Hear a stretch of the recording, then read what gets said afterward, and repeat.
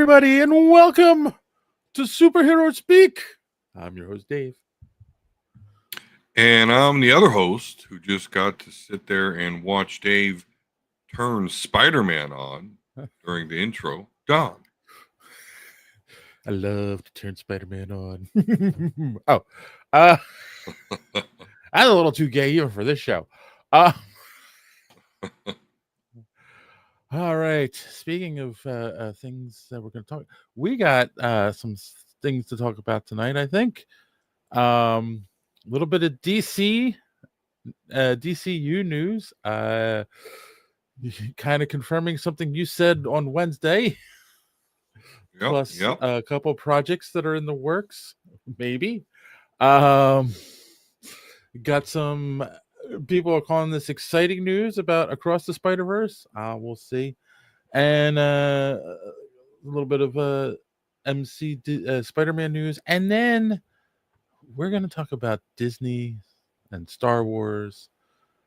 And it actually ties into other things as well. I think we both have a lot to say on this topic, but poor Adam Driver. Oh, yeah. He just wants to play Ben Solo. Let the man work.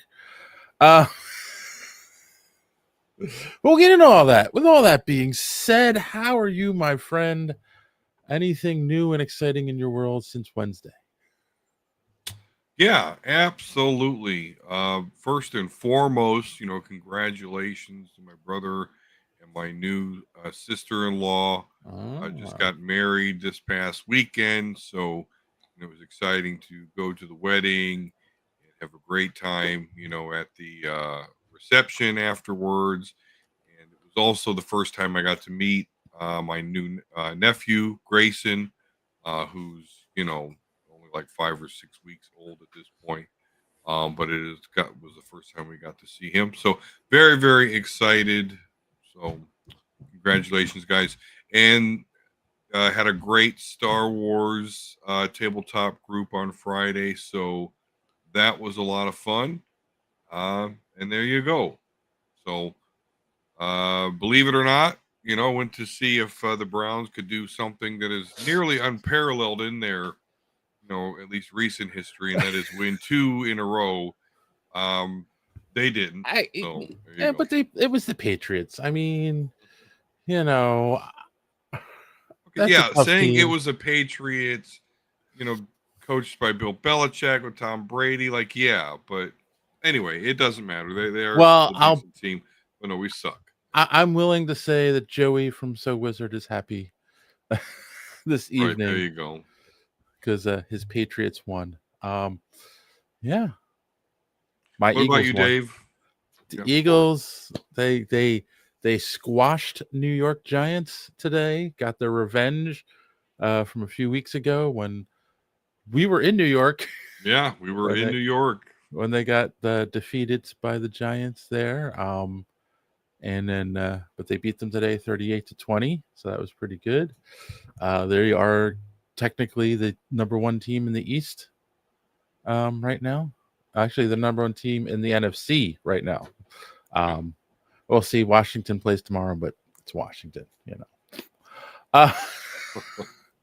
But aside from football news that no one here cares about,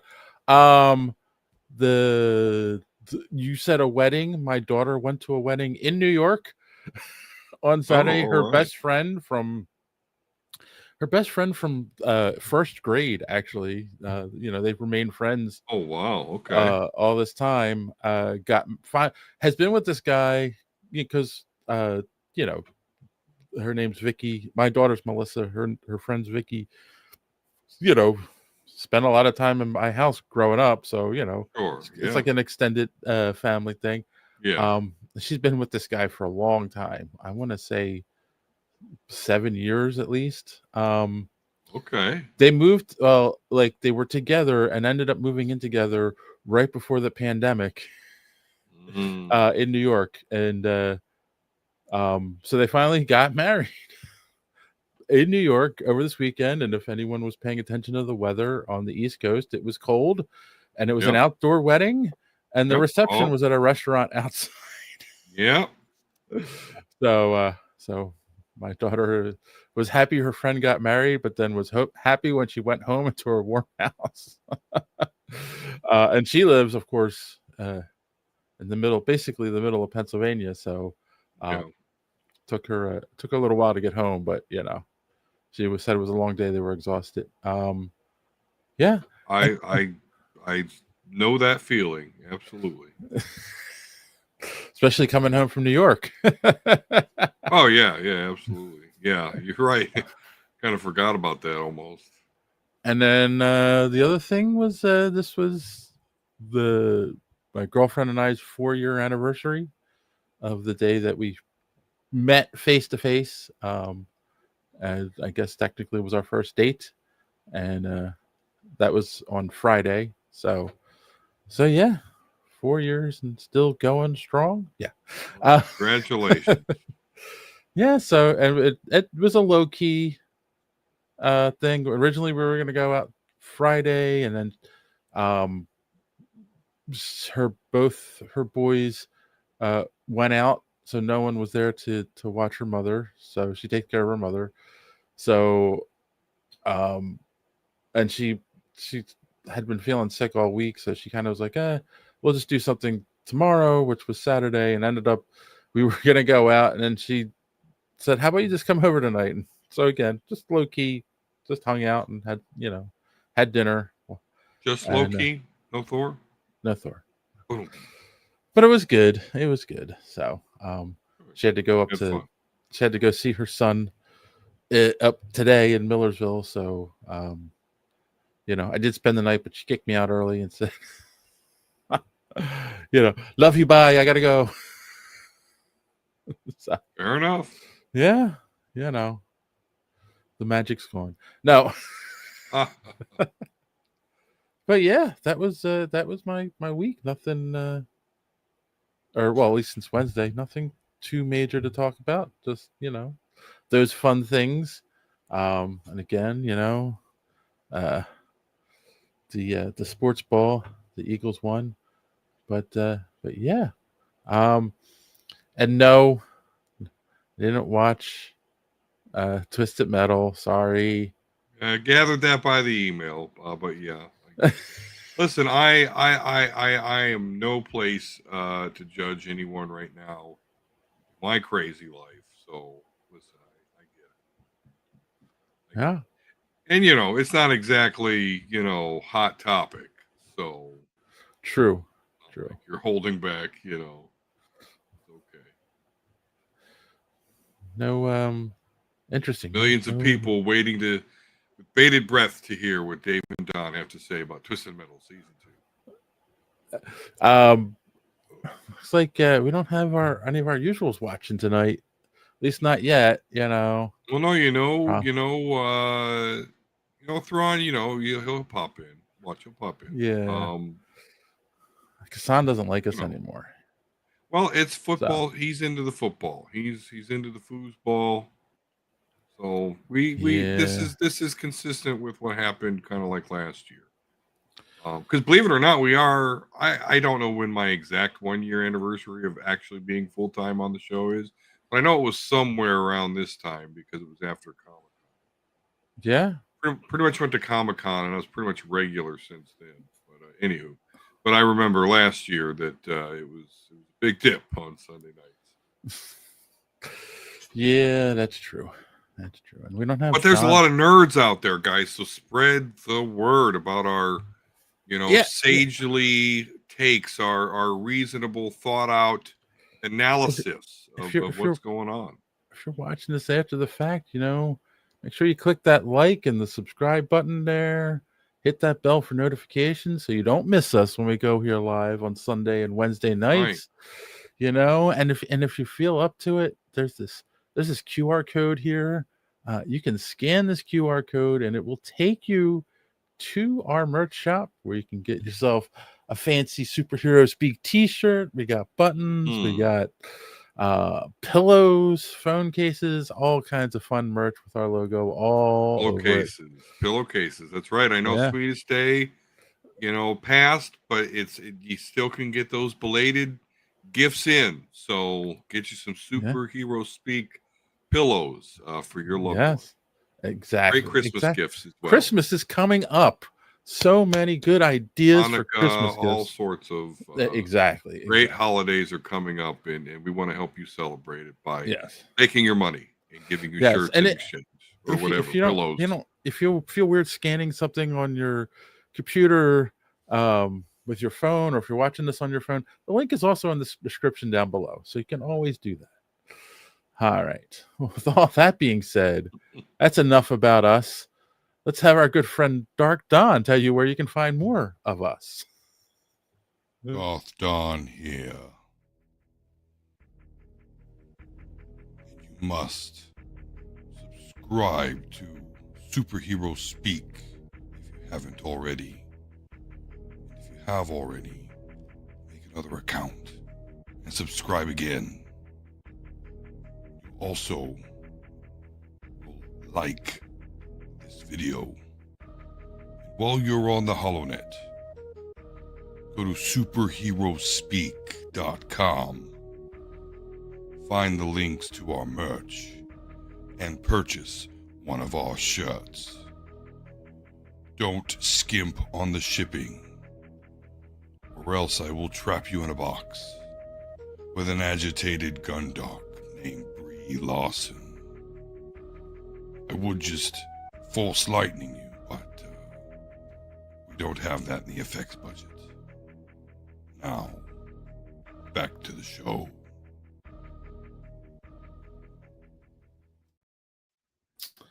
All right. Oh, and I wanted to do a quick kind of shout out. Quick shout that we actually gained about 1,000 subscribers in the last couple of weeks, and Indeed.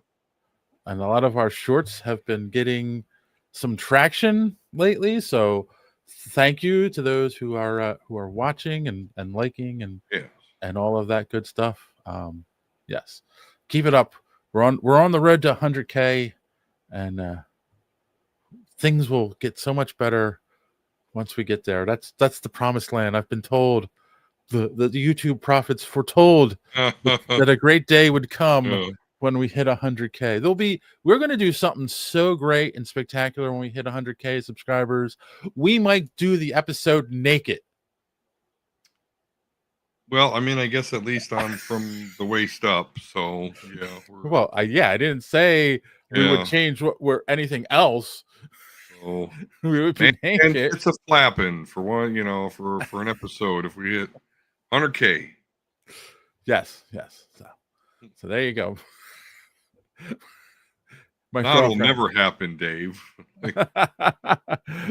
My girlfriend actually was joking around and said that's what we should do, is do an episode naked. And I said, you're the only one who would watch that. And she was like, no, it's not like you're necessarily going to like see anything. I'm like, oh, so it's just more or less people are gonna be like, what the heck? Yeah, no, I don't see that doing any good for anything. Yeah. We'll see. All right. Well, let's get into a little bit of news here. So the first thing is DC Films copyrighted the phrase Salvation Run, which is a big crossover story from the comics, which has led speculation that will be the big crossover movie. I guess maybe the Justice League movie, who knows, event for the DCU, because the planet at the end of Peacemaker was Salvation, and like that's has already kind of been speculated. So what do you think? You think that's the road that they're on? I think they're at least crossing their T's, dotting their I's, proper capitalization, just making sure that they have that copyright and it's protected. I'm not going to infer too much about what it could mean other than whatever. It's theirs, they don't want to have to pay some dude for the website 5 years from now or if they do the crossover. So that's all. I think they're just saying, hey, this is possible. At least this is where we're pulling from. Who knows? Let's just lock it down legally. Yeah, I mean, and it is a similar story in the comics. They decide to use a planet as a prison planet. The planet's called Salvation, and the thought processes. They put all of the worst metahumans on this planet, thinking it's also abandoned. There's no life on it, and of course there's a bunch of creatures on it, which they hinted at again in the final episode of Taskmaster Peacemaker. And James Gunn did say that it was an important episode, like that was setting up the future of the DCU. So yeah, so it'll be interesting. We'll see. As you said, if yeah, I mean, they do that in video games and shit, where they'll just register a name. Probably the most famous one that sticks with me is like Chrono Break. We're like, oh, hey, they registered Chrono Break. They got another Chrono Trigger coming out, and it never happened. But yeah, it could be Nothing Burger. They're just covering some bases. Yeah, no, I agree. The other thing is James Gunn recently did an interview, and in the interview he was asked about some of the upcoming DCU projects, one of them being the Amanda Waller TV show. And he said it's coming. But it's just like he said, when you work on this stuff, some stuff moves real fast, other stuff moves slower. This is one of those ones that's moving slower. And I think what I'll say is, believe it or not, on one hand, I think that's a good sign, because it's not like one of the issues I think people have with the MCU at this point is that a lot of stuff feels like it's just setting up the next thing, and things have to come out in a certain order to make sure it happens. Otherwise, they have to end up reshooting things and changing stuff around a lot of times, and it can end up hurting the movie. So I think the fact that he doesn't feel pressured to get stuff done by a certain time to get it out so that it works for the next thing that's coming out is a good sign. Like, he's not planning stuff that way. He's planning, these are the things I want to do, and then he probably has a plan how they're all going to fit together, but not like that's the most important thing. The most important thing is to do quality. That all being said, does anyone care about Amanda Waller TV show? No, that was pretty much my point, is that, yeah, this needs to move slow, because you don't need to be spending resources on something that nobody wants or cares about right now. We've had enough of Amanda Waller. We can put her on the shelf. We put her. I mean, we can never see her in movies ever, and I would be just fine with that. Just, I think she's overdone at this point. I understand that the character has to exist in the universe, but it's just not that prevalent. So, yeah, no, I don't care about that at all. What I wonder, though, or what I care about is, boy, it seems like every week we're saying multiple times, well, James Gunn says to this blah blah blah. Like, I don't know, man. I just have a feeling he kind of needs to like shut up and just make the movies, man. At this point, like, you had him, you had Superman, which was awesome. Let's not lose focus on that, which, that was a major part of the new universe. Okay, you stumbled a bit on the Peacemaker stuff, and I personally don't think it should matter that much, but whatever. So now you've got to get back. You've got to get the first down. Like, you can't rest on your laurels. And I don't know why he's like so open and in the press and all these interviews and explaining himself. Like, I don't feel Kevin Feige did that much. And I think it's for pretty good reason. So I don't know if he's just you. I could understand if he's using this as a strategy to drum up interest or to keep him in the DCU just relevant or trending. If that's just a strategy that he's using differently than Kevin Feige, I don't know. But boy, it just seems like we're saying, well, James Gunn said to this person like multiple times every week. You must unlearn what you have learned. The greatest Brie Larson failure is. Hello, Thrawn. There he is. Yeah, I told you. Yes. Well, yeah, there's my feelings on that. You know, okay, I'm gonna say two things to that. The one side of it is right now it feels like he's doing everything. Like he made the Superman movie. I believe I don't know how involved he is with Supergirl, but like I think he's very involved with that as well. He did Peacemaker. He did Creature Commandos. Like, right, where's his Favreau? Where's his right, the Russos? Where exactly. That's the thing. Like the big difference with right now with Marvel and versus DC is like Marvel has different directors making stuff because Kevin Feige is a producer. He's not a director. He's not, he's not making the movies. He's producing and giving direction to them. And like the whole thought was, oh, well, James Gunn will be more like a Feige. This is the same problem. I hate to say it. This was the same problem with the Snyderverse.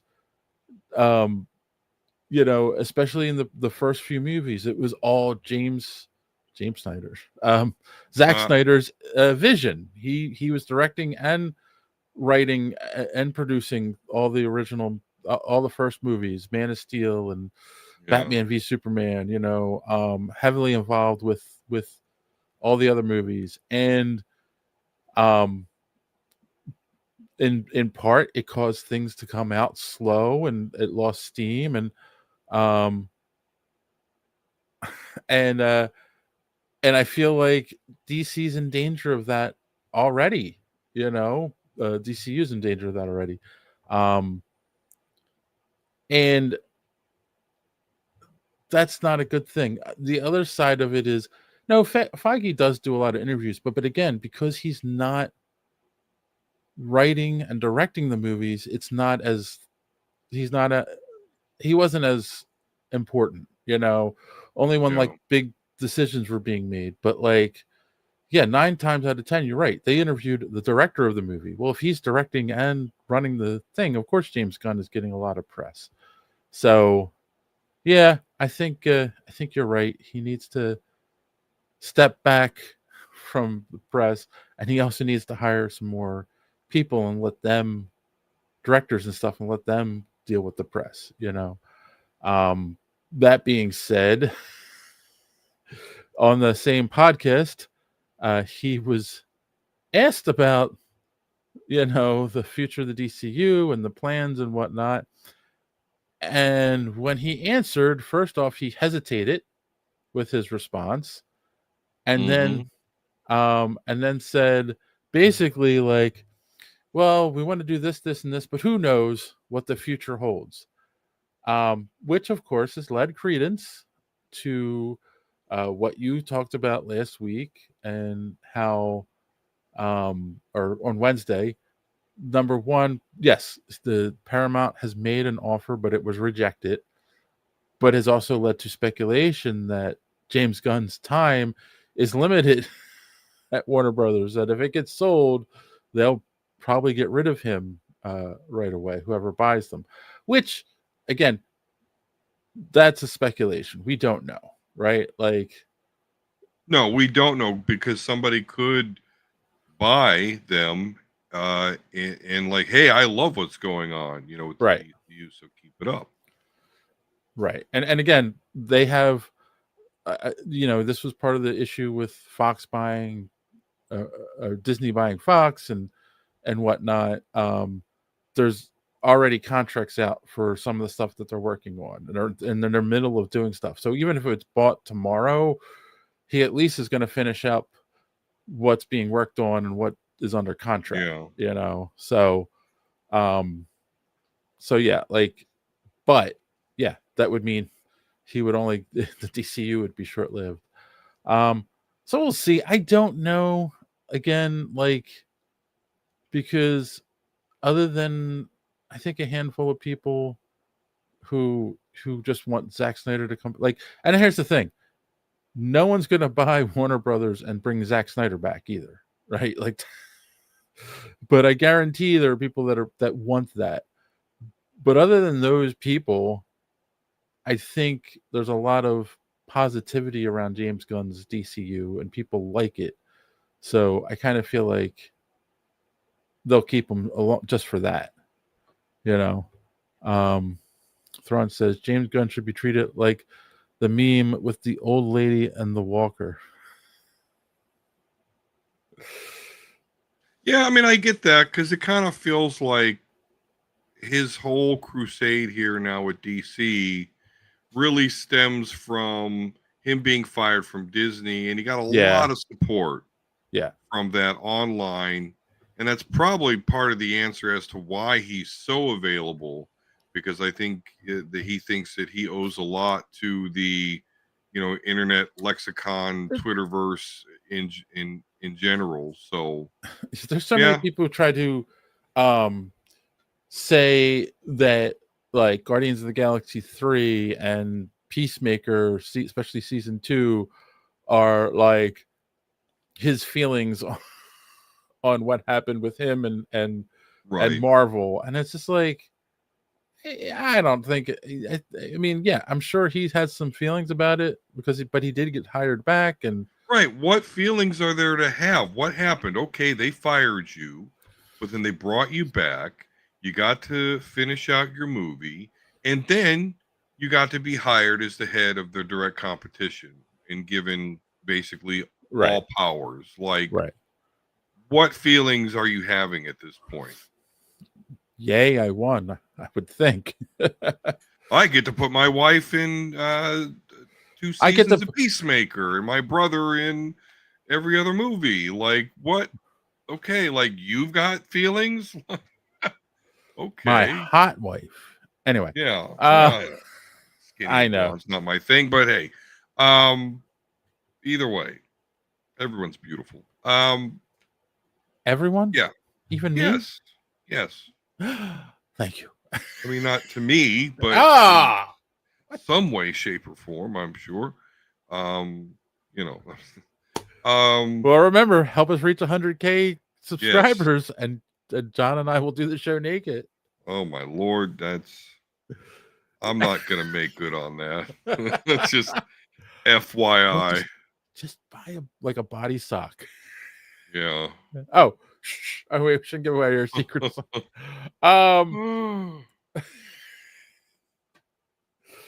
Yeah. That's how James Gunn feels. All right. He must. He probably like it. Let's go across the street to Disney and Marvel and some Spider-Man news. First, we got Christopher Miller, who is the man behind the Spider-Verse movies, has shared some exciting news, I guess. So they are still on track for 2027 for Across the Spider-Verse, which is so annoying that it's taking this long to get a sequel. But he said that this one will be formatted for IMAX. And apparently a lot of people were excited about this. Like, do you go see movies in IMAX? I've never seen an IMAX movie in my life. Really? And I don't ever think I ever will.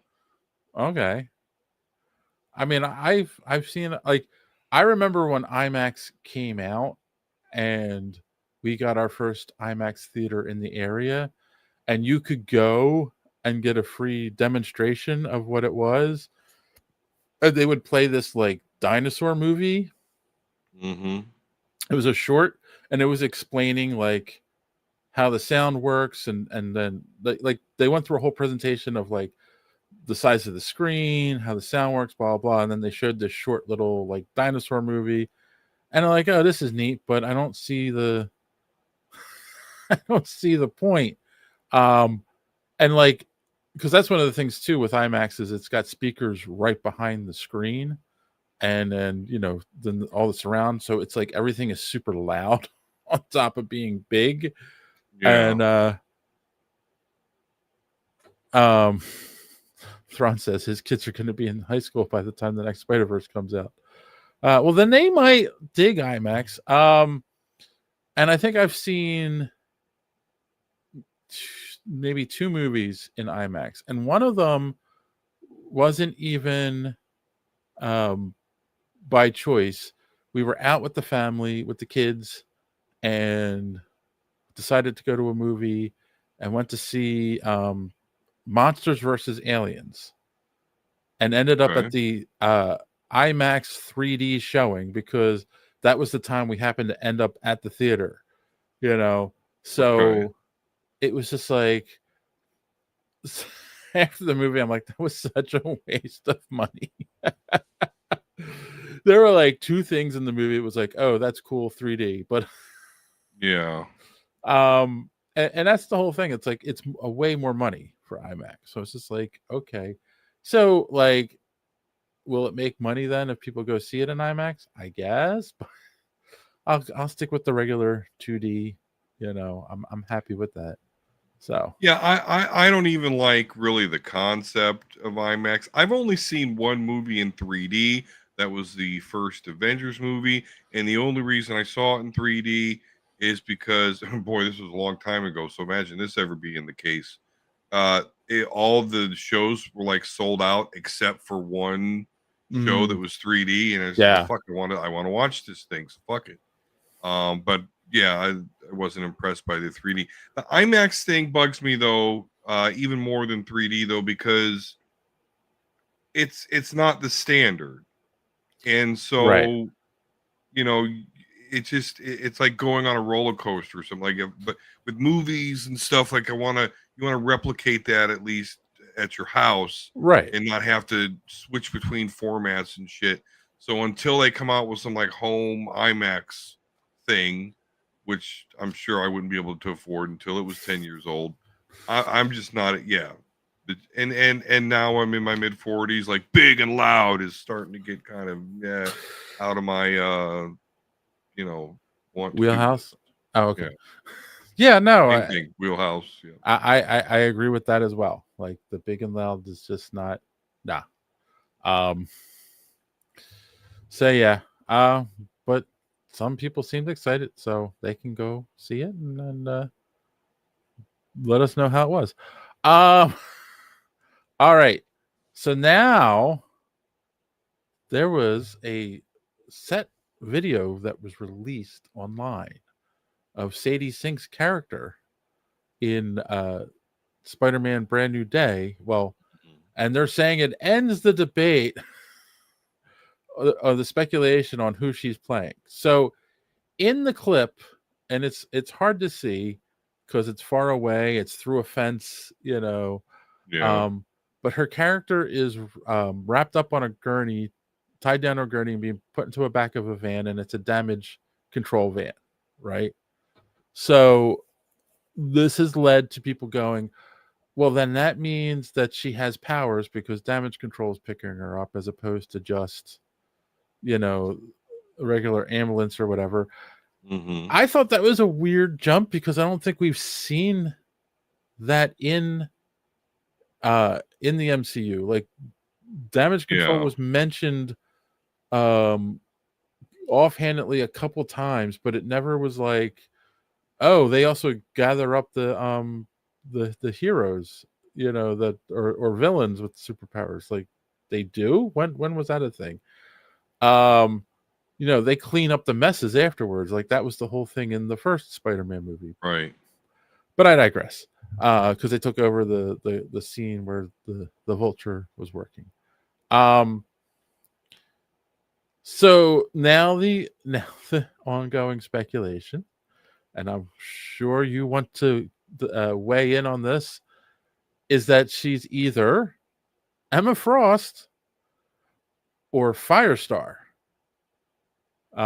Obviously, both mutants. One was created for the Spider-Man and Friends cartoon show in the 80s, Yep. and Yep. then later on was adapted as a comic book character. Yep. The other is the White Witch. So either way, it's technically an X-Men, possibly coming into the first one in the MCU. So what do Yeah. you think? Well, I think in no way, shape, or form is she playing Emma Frost. Okay. I just don't see it. The way Emma Frost acts, she may be able to pull off, but I don't know. She just looks way too young to be Emma Frost, who's going to wear the skimpiest outfit in every scene for no reason. As well as if it's Emma Frost, we're likely to like talking Hellfire Club stuff here, which I mean, correct me if I'm wrong, Dave. You know, you cover it from the Spider-Man end. Was there much Spider-Man Hellfire Club crossover? No. Okay. So, but yeah, her being Starfire makes complete sense. You know, not only with the red hair, but because, like you said, Spider-Man and the Amazing Friends, which was funny because that was basically Spider-Man and 2 X-Men. But hey, so yeah, no, I that's what I think. I think the damage control thing, I agree with you. Like, there's no established continuity where like they're only picking up superpowered people, but you know they could establish that either way. But we know Sadie Sink's going to be somebody important, and if it's not Mary Jane, Starfire makes the most sense, way more than Emma Frost. Thrawn said, "Isn't the current thing that she's the Punisher's helper, Alazar or some Schmidt?" Klaus Schmidt. Schmidt. Anyway. That was a speculation a while ago. That hasn't been confirmed or denied yet either. I mean, that's a possibility. Because it's hard to see her in the thing, and it's kind of annoying. I still would not rule out Black Cat, because Black Cat does have bad luck powers in that's been established in the comics, and maybe we're seeing her origin. She was a costume person. She gets picked up and gets offered the bad luck powers to go after Spider-Man. Who knows? Like Firestar would be cool. That would be awesome, but it only works if you bring in Iceman as well. Like, if you're good, like, what I'm saying, don't do Firestar without doing Iceman, because then you're going to get all of us Gen Xers excited if you bring in Spider-Man's Amazing Friends, which would work in the grand scheme of things in this movie, right? Because he loses everyone at the end of the last one, so if he now has 2 new superpowered friends to hang out with, like, amazing friends, exactly, like that would be awesome, and all of us old people would be happy. So screw you, Ned and MJ. You're not amazing, but Iceman, Starfire, they're amazing. and of course, there's also could it be, Mary Jane Watson, but they're not going to do that. They're going to stick with their version of MJ, like, because it's his real life fiance now. By the way, I forgot to mention that the last episode, they are engaged now, and Zendaya and Tom Holland, and they've established this love story over 3 movies. They're not going to throw it away and bring in Mary Jane Watson at this point. So, all right, that's all the news, right? That's all we wanted to come out this week. Oh, no. We got we got to talk about this. We got to talk about this. Now, it's funny because it came out it did come out Wednesday, and I forgot to put it on the list And then you sent me an article today, and you sent me a video from a competing channel, who I can't stand, by the way. This just his voice. I don't know why. Just can't stand the guy's voice. I'm not going to say the channel because we're not going to badmouth him. But long story short, Adam Driver had proposed a story to Lucasfilm for a solo Kylo Ren / Ben Solo movie, right? That and apparently, like, it wasn't so much. I thought, oh, was it a prequel kind of movie? Like, because I thought it'd be cool, tell the story of how he show us the story of how he got involved with the Knights of Ren and all of that kind of thing. But no, this took place after Rise of Skywalker. He survives the events of Rise of Skywalker, and according to this movie, and that story got presented. Lucasfilm loved it. They greenlit it. They had went through pre-production on it. They were actually ready to start filming, and then Disney, most notably Bob Iger, the man sitting on top of the hill, said, "Nope, you can't make this movie." He nixed it, and they already had it budgeted, and they already had spent money on it. And he said, "No, you can't make this movie." And some of the reasoning behind this that has come out is so god awful ridiculous. But before we get into those aspects of it, would you have been interested in a Kylo Ren or Ben Solo movie that took place after the Rise of Skywalker?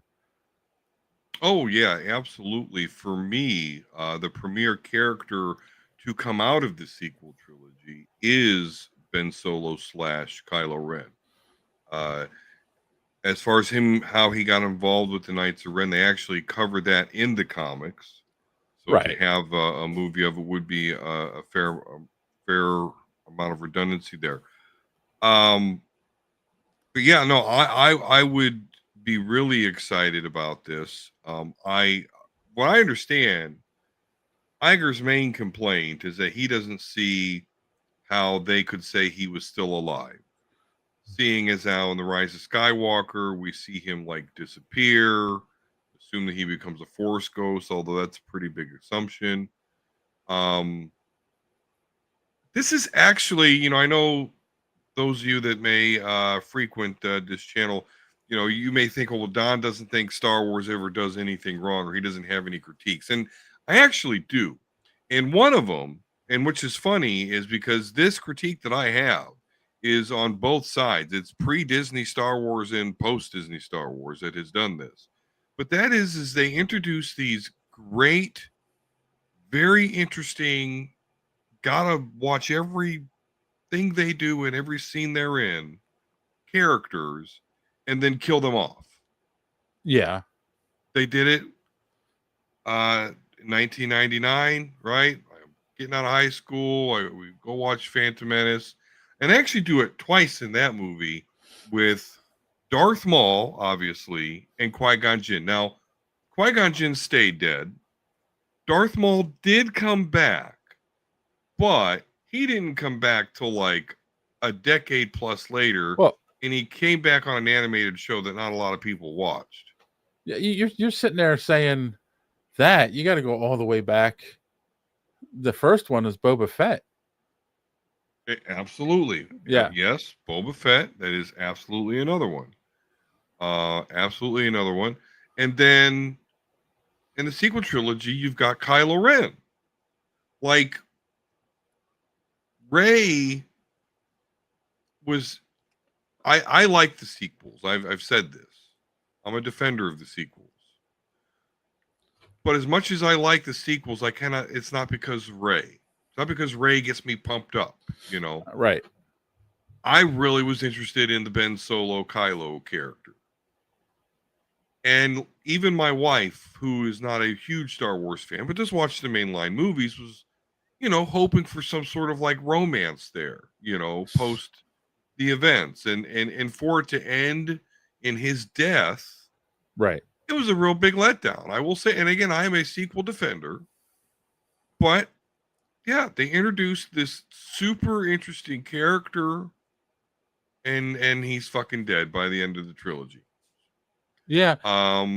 Go ahead. It's funny because to that point too, a lot of people don't realize that um who's the pilot? In the sequel trilogy? Yeah. Oh my god, I forgot as well. Poe Dameron. Poe Dameron was supposed to die when him and the other guy crash the TIE fighter on the planet when they escape the Star Destroyer. And he tested so well, and people like the character that like they bring him back in the end for the final battle, because but it's funny because that would have been another character. Like they brought him in, he was interesting. He seemed to have some kind of history at the beginning when he's talking with that spy and they're getting information about what's going on, and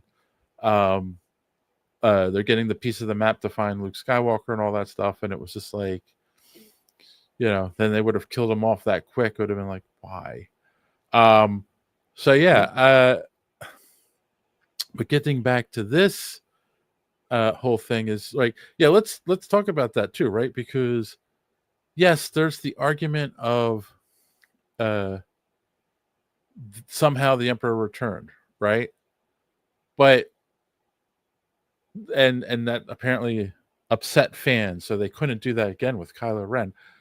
However, it's a different circumstance, right? Like Kylo or Ben, whatever you want to call him, gives his like life force to save Rey, and then she goes and fights the thing. And I can't remember. Does he disappear after that, or is he? He does. He does disappear after that. But Dave, I can write two stories for you right now on how he could have survived or at least come back. Right, but here's the thing: you can I can think of one right off the top of my head. That wasn't him dying. That was him. The force moving his body to a safe place, right? Like it's Space Wizards, people. Like anything is possible. On the other side of that, we saw the Emperor get thrown down in a shaft, and then disintegrated, and then the Death Star exploded. So like that's a little harder to believe the Emperor survived that. And like it's even hinted at that's he's cloned body, and somehow his spirit came back into it. It's not the same Emperor, but they never. Again, I know there's subsequent stories that have kind of explained it here and there, but right. But listen, yes, absolutely. For those that are familiar with the legacy canon, the somehow Palpatine return thing made all the sense in the world. But for the vast majority of people that watched the movie that were not familiar with that, right? That was a weak way to. If you actually did the story of how he returned, great. But yeah, somehow Palpatine returned. That line it's bad. It's terrible. I mean, don't get me wrong. With the sequel trilogy, I can sum up because each one of those movies has something. The Force Awakens, Raising Mary Sue. The Last Jedi, Luke's a grumpy Jedi that throws shade on the Jedi Council. And then the Rise of the Skywalker, somehow Palpatine's return. That's basically the 3 points that really piss people off about that sequel trilogy. So yeah, I totally understand the somehow Palpatine return, but I definitely get how a lot of other people don't. The next apparently point that was brought up, one of the arguments that Iger made was this was a little bit of a darker story, and you got to keep Star Wars family friendly. And I was just like, how dark was it? I doubt Lucasfilm greenlit a horror movie, but they've done darker stuff in the Star Wars universe. They do planetary destruction. Right. Millions of people die on screen in milliseconds. So Bob Iger is not correct. Like, Star Wars does get dark. It's not gory, or anything, but really bad stuff happens in Star Wars to a lot of people. Yeah. Again, not on screen.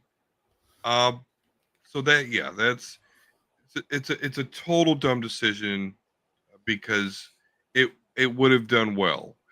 They're even talking about it was a lower budget movie. Yeah.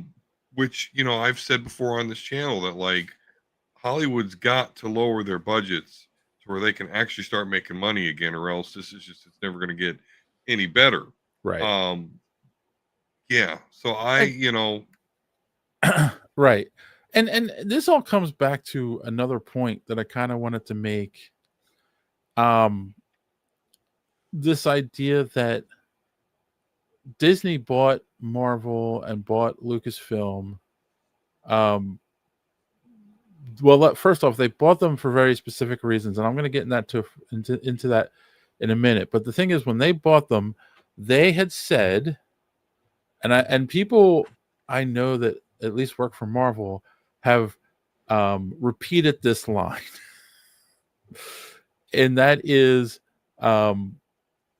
they bought them, but they leave them to have creative control over their properties and let them do what they want. That's a lie. It's a complete and total lie. It's been a lie from the start, and even down to the comics. And I have a story I've brought up on this show before, a very specific example of them stepping in and having control over something within the comics. So yeah, they but and of course that story is a friend of mine, does covers for Marvel and DC, did a cover for Deadpool. It wasn't even the main cover, it was an alternate cover with him and Stan Lee. The original cover, Stan's holding a sword in one hand and Deadpool's decapitated head in the other, and his body's behind him with his hands out like this, and he's like, "Oh, come on, Stan." Stan's people loved it, Marvel loved it. Disney came back and said, "No, we can't. We can't have a cover like that." And there was a lot of back and forth, and he did do a cover, but it wasn't anywhere what the original was. So it's like the other example is this has been talked about quite a lot in the last couple of years, especially in the last year, where Disney came into Marvel and said, "No, we want you to concentrate on making content for Disney Plus. So you got to make shows over movies." And then we had a big gap where there weren't a lot of movies coming out. And of course, it was blamed on the pandemic, but it wasn't the pandemic. That really was the plan. They were pushing to get content for their new streaming service, Disney Plus, and that was causing the quality of things to suffer. Projects were getting be put on hold. Other things were getting pushed up so that they could have stuff to put on there. So yeah, and then now we have this example with Lucasfilm where, and I guarantee there are other things that Disney stepped in and did that we're not seeing. And it's a disgrace. These companies were successful with successful IPs before Disney bought them, and they bought them because they were successful. So just come in and now think, the head of Disney can come in and think, "Oh, I know better than them," is ridiculous. Then why did you buy them if you thought they were doing good? And it's funny because this has been brought up too by certain people, and I agree with it. The reason that they bought Lucasfilm and Disney, and Marvel specifically, was they realized they had an image problem, and they were appealed mainly to young girls. Boys were not interested in them because all of Disney's strong characters are princesses. They're women, so boys aren't interested in princesses. They want the rough and tumble superheroes and the Star Wars and the Indiana Jones. So they bought the companies that controlled those IPs and brought them in. And what happened? Because I guarantee this was a Disney influence. Brie Larson happened. Well, Brie Larson happened. Ray Skywalker happened. You know, Rachel Zegler, Leslie Headland. Yeah, like they started feminizing the Marvel. They started feminizing Star Wars, and it was just like, yeah, no, like you want us to bring in young boys, and now you're feminizing it, and you're alienating the people you wanted to bring in.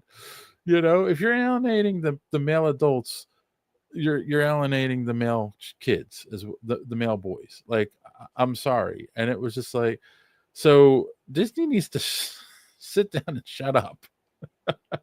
it's it's ridiculous. I mean, maybe. Listen, people give Kathleen Kennedy. When I say people, but the people that like to talk crap about Disney Star Wars and Kathleen Kennedy in general, she gets blamed for a lot of stuff, and people want her fired.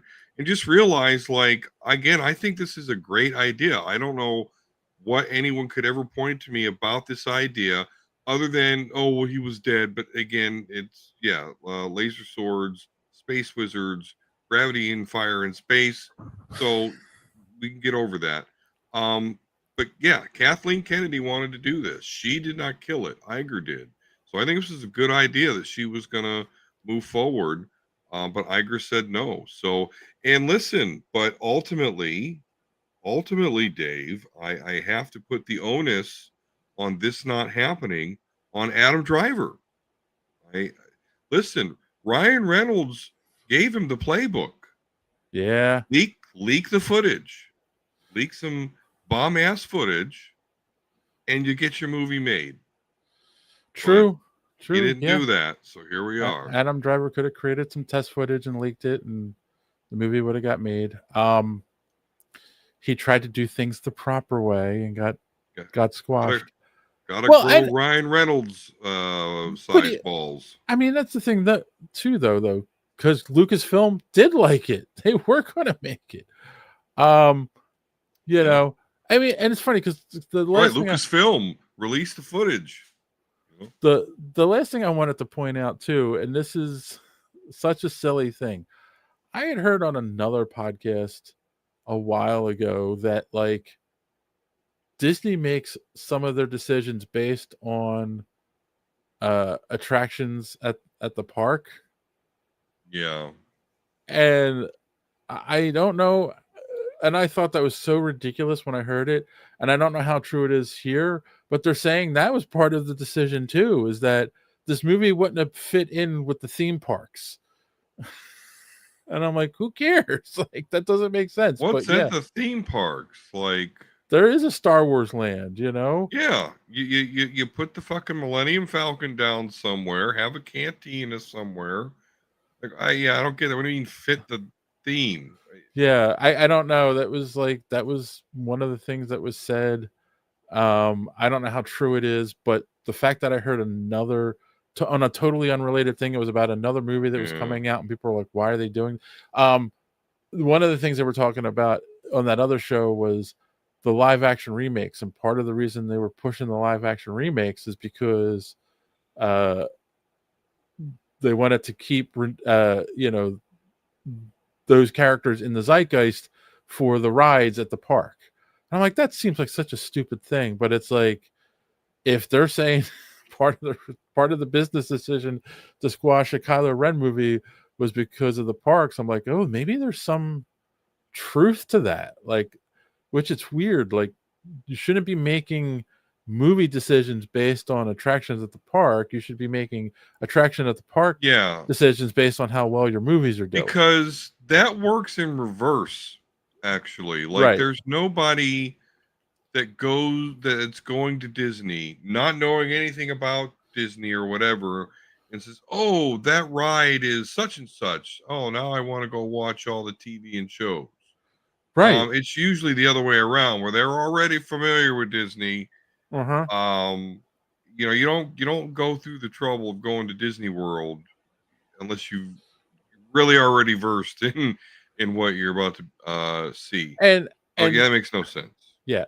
Yeah, and it's also like no one goes to Disney saying, "Oh, they've got they don't have a ride for this movie," or "Oh, so they have a ride for this movie, but I didn't like that movie, so I'm not going to go on the ride." Like that, no one does that. They look at the ride, they don't care. Oh, where are the multicolored speeder bikes at the Swoop Gang from Boba Fett?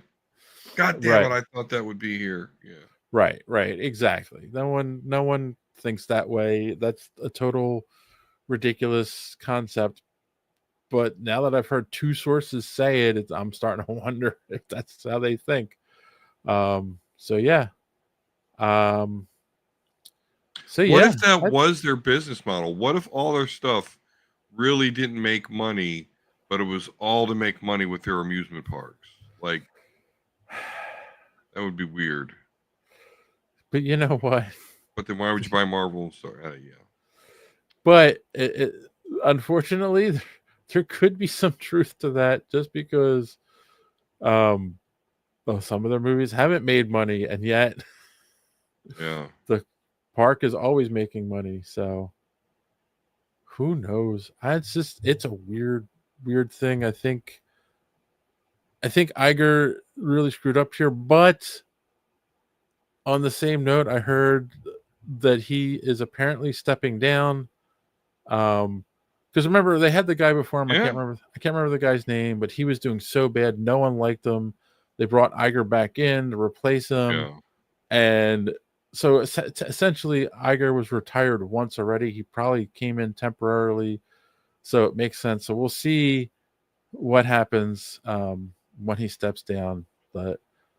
And of course, it also led to speculation that Kathleen Kennedy is also stepping down, but she's waiting for Iger to announce his replacement before she announces she's stepping down, and who her replacement's going to be.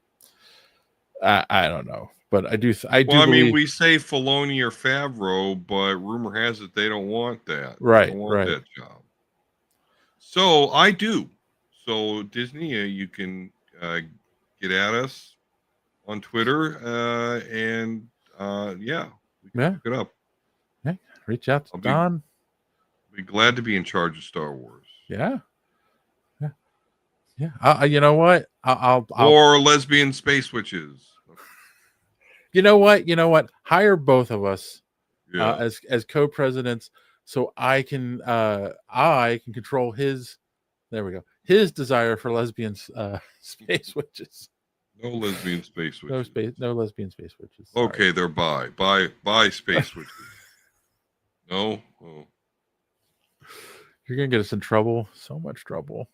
Why? I am promoting. I am. Oh, you're saying I'm trying to include them in my vision. You're being inclusive. Okay. Right. All right. Well, that's what we got on that. I'm curious what you guys think. Let me know in those comments down below. What do you think about the whole Kylo Ren movie being squashed by Disney after Lucasfilm said they wanted to do it? What do you think about, I mean, I've tried to give the benefit of the doubt many times when these stories pop up about, Disney's ruining these things, but after this story, I'm like, no, they are. I'm really starting to think that way, but maybe we're wrong. Let us know in those comments down below. With all that being said, though, let's ask that question that we do every episode. What did we learn on the show tonight? Tell me, Don, what did you learn, or do you have any recommendations? I learned that Thrawn Kills Kids are going to be in high school when the next Spider-Verse movie comes out. So puts them at, like 11 or 12, I guess. Or they could be really, gifted and only like 6. Maybe. Oh. Maybe. Recommendations. I don't really have any.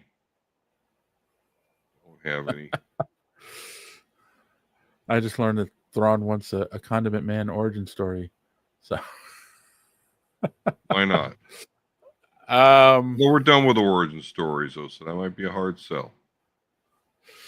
Yeah. Hey, look, when we were at New York Comic Con, there was a lot of talk of origin stories.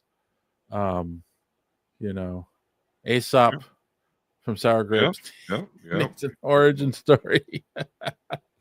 And ominous, I mean, are you watching, Tim? These are important things. I learned that Disney's an evil corporation, but I kind of think I already knew that. And right.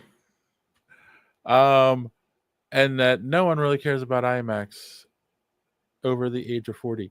So good one. So yeah. Recommendations, I got none. I don't know what we're talking about Wednesday. I will recommend, I think, if you haven't done so yet, click that like button, hit that subscribe button, click that bell for notifications so you don't miss us when we go live here every Sunday and Wednesday night, 8:30 Eastern.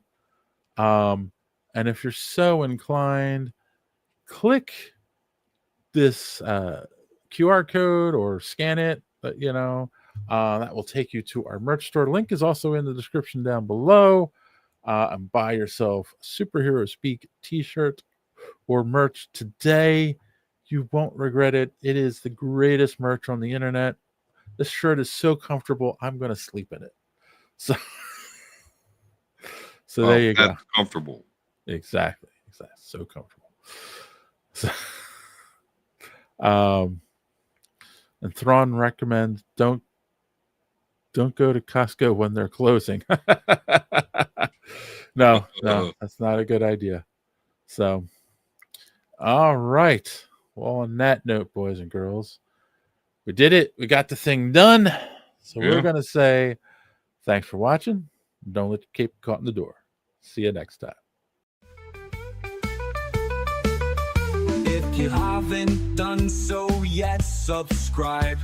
It really keeps this podcast alive. Smash the like button if you please. It gives us what we need. Maybe leave a comment or two. It's a really nice thing to do. And what are you waiting for? Visit our merch